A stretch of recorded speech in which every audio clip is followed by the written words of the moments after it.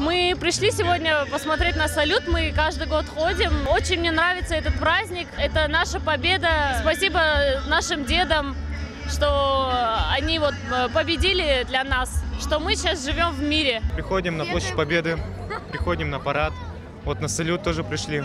Мы сами в управе состоим, в управе, помогаем ветеранам, разносим подарки.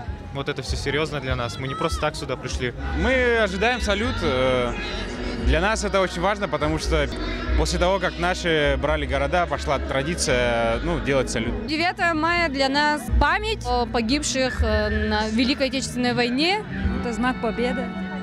Знак победы, да, знак освобождения. Это чистое небо над землей.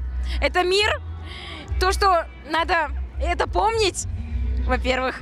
И спасибо деду за победу. Май, вовсю щебечут птицы, и парад идет в столице.